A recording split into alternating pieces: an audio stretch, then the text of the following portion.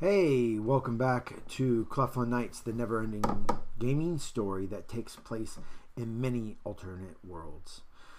I hate disclaimers, as usual, but all the art I use for this video is owned by the creators, as well as many of the characters are owned by the companies and creators, respectively. And we just use them for fun. This is for the gaming that took place around 12 December of 2017 and is our, I believe, 45th episode. Yep, 45th. So, cool beans. And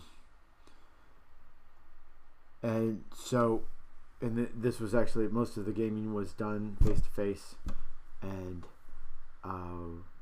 so where we last left our heroes. The world of Cleftlan, day 2, where we last left our hero Chuck Ritz, working on the docksides with Manfred von Richthofen. Chuck is now waking up, and he realizes it's evening now, and that he was on the sailing ship Rhiannon, and it was still Pierside, and he could sense Manfred's Time Lordship in the Riverside Tavern, and that's all the further we got in Cleftlan this week. On to Black World. It is Earth 10.3.2, day 2 still. And on the asteroid, we last left our heroes of the clans called Argonauts, Brotherhood, Omega Dawn, and Stars. They were having an evening without the Fantasia device up. So Argonauts is made up of Alex Prentice, Bruce Wayne, Charles Xavier, David Alanine, Hope Spaulding, Mindy McCready, Monet St. Croix, and Tessa Lovett. Brotherhood is made up of Max Eisenhart, Joel Hastings, Cassandra Xavier, Claire Bennett, Magda Lepescu, Peter Petrelli, Ray Forge, and Celine Galeo. Our Omega Dawn is made up of Christopher Lord, Adriana Tomas, Alan Scott Barda, Calvin Rankin, Megan Moores, Sam Guthrie, and Satana Zatara. Stars. I know this is a lot of people, but Stars is made up of Chris Ritz, Clarice Ferguson, Gwen Stacy, Kamala Khan, Mary Brumfeld, Peter Parker, Sam Alexander, and Wally West.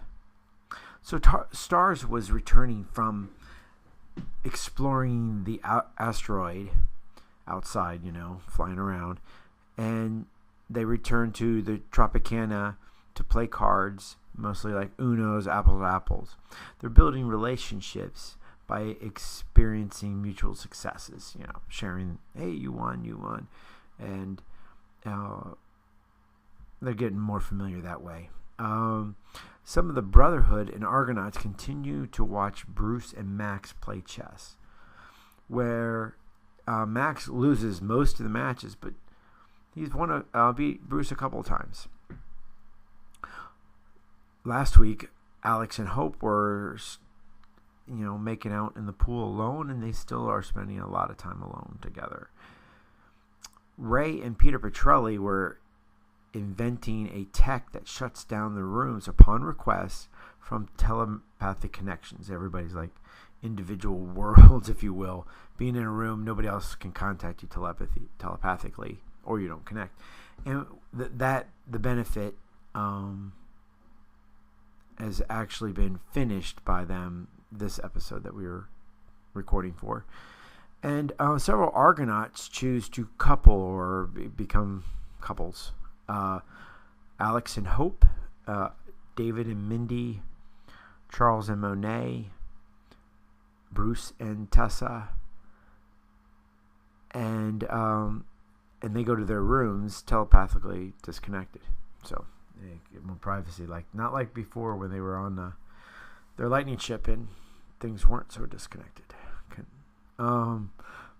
Most of Megadon finish watching Star Wars in the Ops Center, and then after a short intermission, watch Empire Strikes Back.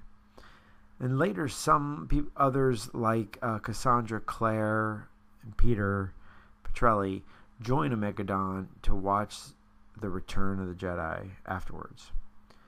When most of them, the clans, go to sleep, most of the Argonauts are getting jiggy with it, if you want to call it that. Or something. Well, anyways, yeah, they're going all the way. So that changes their life. And so then the characters all end up asleep, and which triggers a time blend into Earth 210.6, Day 1. And a little background about it is King Naratoshi Hayabusa made a deal with Wanda Magic and brought his family, the Hayabusa family, to the tree island city known as Adver City. The Hayabusa family, the royal family, is made up of Naratoshi, Sorano, Suzume, Nyoko, Dai, Midori, Masakazu, and Takashi Hayabusa.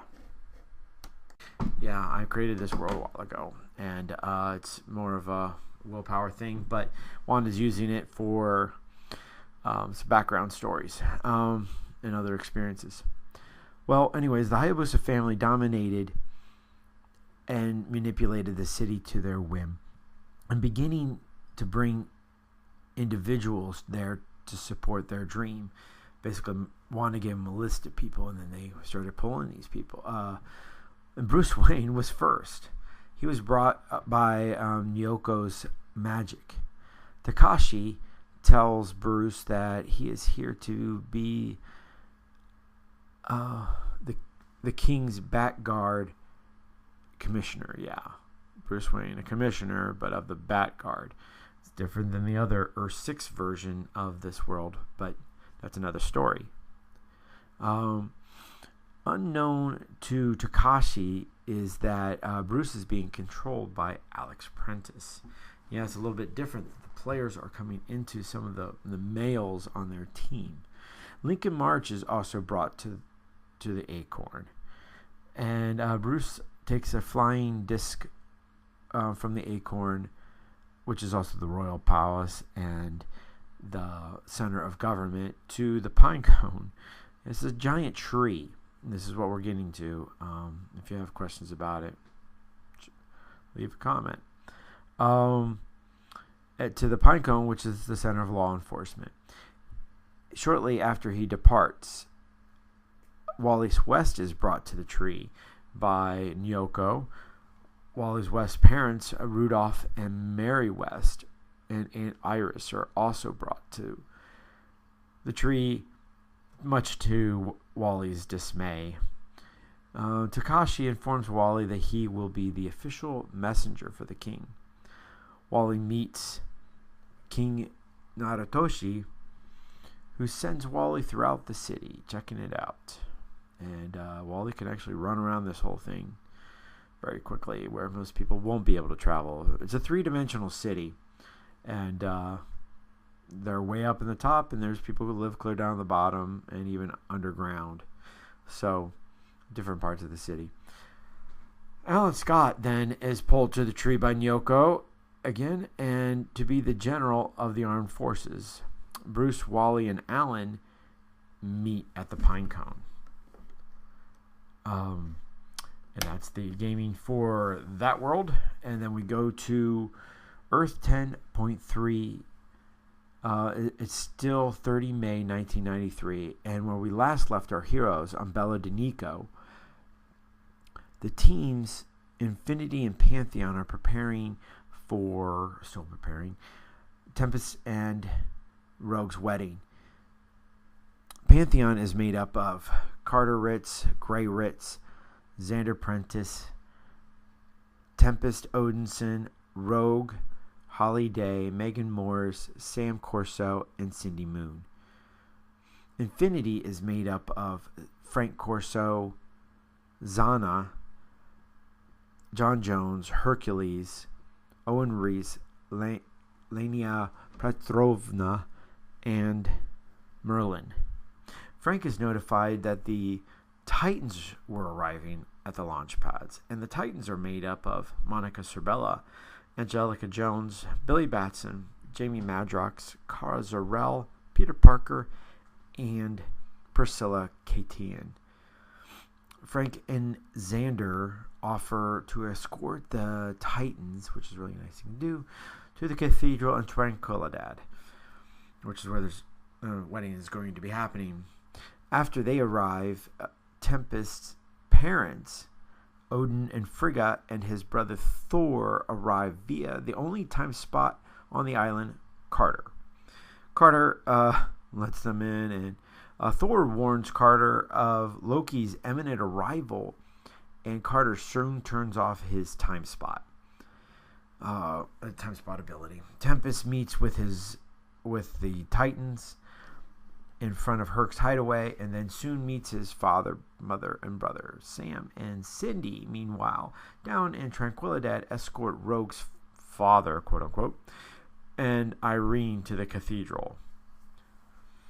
And so I know there's a lot of questions about everything that's going on with this new Tree City place. It's a world that we've gained for 10, maybe 15 years. And when we weren't playing Cleftlan stuff, but then I went back to the basics with a lot of things.